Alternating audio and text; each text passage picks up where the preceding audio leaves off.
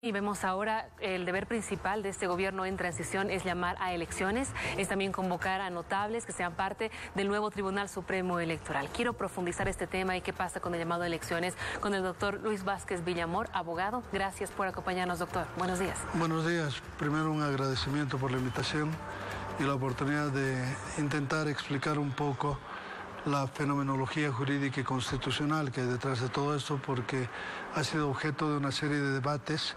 Se ha cuestionado incluso desde el exterior las acciones que se venían tomando, pero yo lo primero que quisiera afirmar que lo que ha hecho en la asunción del gobierno de la presidenta Yáñez y lo que se podría hacer con una convocatoria a elecciones mediante decreto son problemas que nacen de la democracia, pero se resuelven dentro de la democracia con reglas y con jurisprudencia de la propia democracia.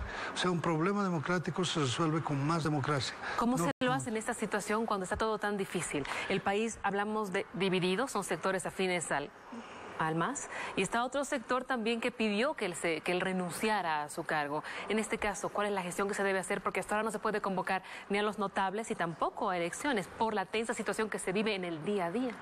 Bueno, la ley establece, concretamente la ley 026, artículo 94, que quien debe convocar a una elección general es la sala plena del Tribunal Supremo Electoral por una resolución que emita con mayoría de votos. Esta resolución que convoque a elecciones es la que desata el proceso electoral como tal, pero ahora tenemos un problema que es objetivo.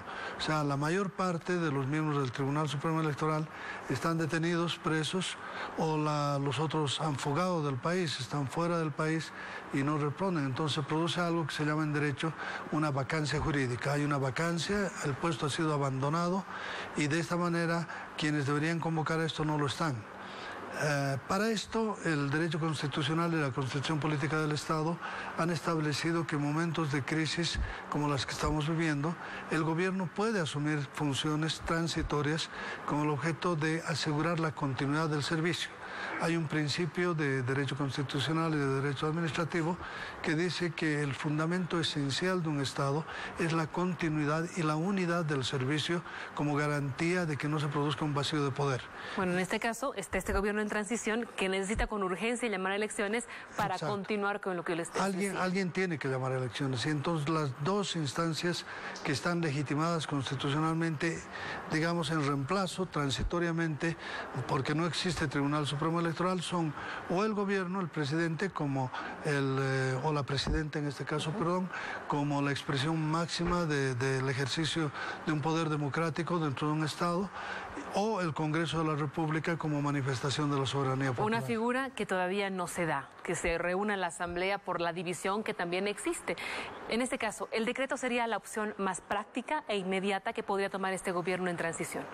La mejor decisión siempre es tomar un acuerdo de estos con 2/3 de votos de las cámaras para que pueda convocarse. Sin embargo, como uno de los partidos que es parte de la disputa tiene 2/3 de votos en cada cámara y puede utilizar su mayoría para sabotear la decisión que se debe tomar, entonces le queda nada más que a la presidenta del Estado hacer, y hemos hecho un proyecto que lo hemos entregado a todos los medios de comunicación, 2 proyectos en realidad que el expresidente Jorge Tuto Quiroga ha entregado a todo el país como una base indicativa de lo que se debe hacer en este momento. Si no se puede conseguir que la Asamblea pueda reunir 2/3 y pueda consensuar un tema de estos, el presidente o la presidenta del Estado tiene la facultad constitucional de hacerlo, y esto ha ocurrido varias veces. Y lo mismo con respecto a la nominación de las nuevas autoridades del Tribunal Supremo Electoral, si bien esta es una atribución que va entre el presidente y el Congreso, porque el presidente designa uno y los otros 6 deben ser designados por el Congreso, pero si el Congreso no quiere, está en una actitud de obstrucción política y está impidiendo una solución que es absolutamente necesaria para el país, entonces la presidenta tiene que tomar una decisión y también nombrar por decreto para que esto siga adelante. Permítame, doctor, estamos en Santa Cruz. Gabriela Oviedo, con usted, buenos días.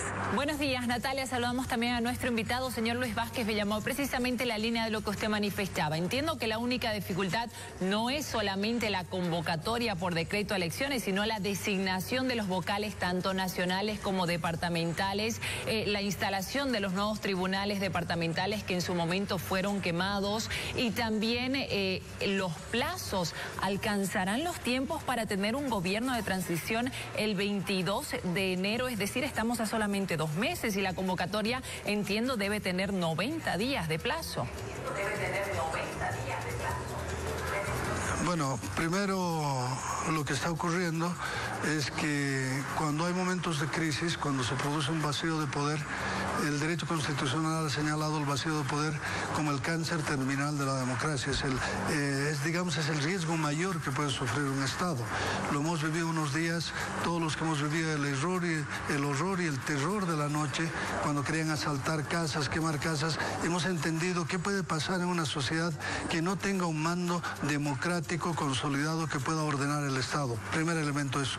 Segundo elemento, en el propio gobierno del presidente Evo Morales, él ha designado varias veces de manera interina una serie de funcionarios, por ejemplo, ministros de la Corte Suprema, miembros del Tribunal Constitucional, y hoy día mismo, si usted ve el paisaje institucional que tenemos en el Estado, la mayor parte de estos funcionarios han sido designados por decreto supremo o por resolución suprema, la mayoría por resolución.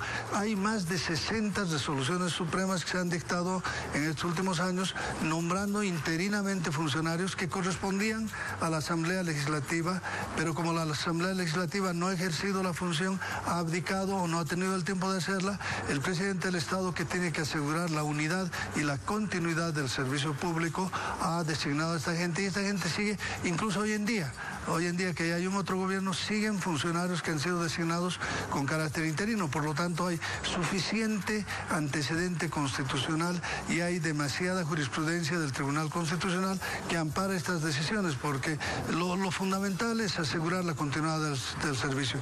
No se puede, a título de que uno de los poderes del Estado no está cumpliendo con su función, es deber del presidente de la República suplir eso y hacerlo con cargo a que sea refrendado por el órgano que corresponde en el momento. Es decir, el momento que la Asamblea decida asumir plenamente su función de tal, podrá asumirlo y podrá hacerlo. Ojalá que lo haga.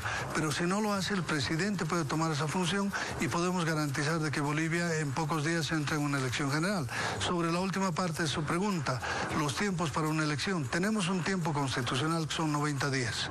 90 días que es el tiempo en el cual debe producirse toda esta fenomenología del proceso eleccionario, desde la convocatoria, la designación de autoridades, y vamos a tener que tomar una serie de medidas, por ejemplo, esto de prescindir de las primarias, que son absolutamente innecesarias en este momento y que demoran mucho tiempo, y además vamos a tener que prescindir de una serie de tiempos dentro del calendario electoral, de tal manera que pueda hacerse. Hoy día vamos a tener una reunión con la Organización de Estados Americanos, con los cuales vamos a discutir la posibilidad de concentrar. Yo creo que el primer objetivo a lograr, aunque no siempre es posible, es de que esto se dé dentro del plazo constitucional de los 90 días y en el mes de enero podamos tener elecciones y podamos tener la elección de un nuevo presidente elegido por el voto popular, por el soberano que es el pueblo mismo, y de esa manera podamos solucionar definitivamente esta crisis.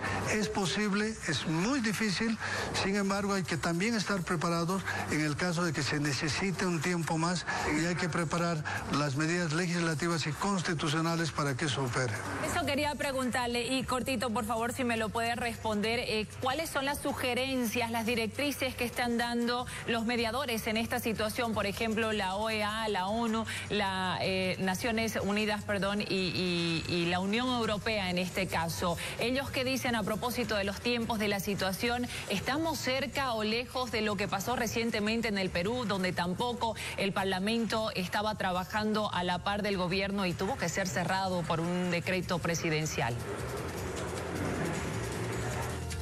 Bueno, lo primero, cerrar el Congreso, a mi criterio, es una medida que no está o no debe estar dentro de los planes de ningún gobierno, porque la democracia es el Congreso hace la democracia, y un Estado sin Congreso no es un Estado democrático. Entonces tenemos que buscar las soluciones, lo que yo decía en un principio. Un problema profundo de la democracia se soluciona con más democracia, con más jurisprudencia constitucional y tratando de apegarnos a las normas que la Constitución nos da. Con respecto a las reuniones reuniones de mediación. Estas vienen desde hace más de una semana. Yo he participado en la mesa de pacificación del país. Ha intervenido la Iglesia Católica como facilitador fundamental de este diálogo y los embajadores de la Unión Europea. Ahora se van a sumar probablemente algunos funcionarios de la OEA y tengo entendido de Naciones Unidas, quienes van a venir a tratar de contribuir. Yo simplemente quería decirles que no se trata simplemente de un tema de fechas, de designaciones. Todo esto, en mi criterio, hoy día está en un segundo lugar. Lo que ha pasado anoche en la Ciudad del Alto con el tema de Sencata, que tenía un impacto que podría haber producido cientos de miles de muertos, hubiera sido el acto terrorista más bochornoso de la historia de la humanidad, no de Bolivia, de la humanidad entera. Las torres de Nueva York serían verdaderamente un pálido reflejo de lo que ocurriría si es que se puede llegar a Sencata y que cada una de esas 3 esferas que contienen una cantidad impresionante de gas licuado de petróleo estallan. La vida de cientos de miles de alteños y paseños está en riesgo. No se puede jugar con eso.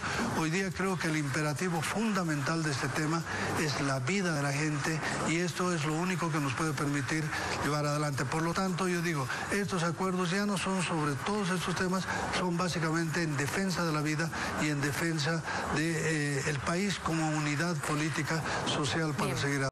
Gracias, doctor Luis Vázquez, por acompañarnos esta mañana. Muchas gracias. Gracias. Muchas Gabriel Oviedo, con usted más adelante en otro Contacto Nacional. Hasta cualquier momento, Natalia.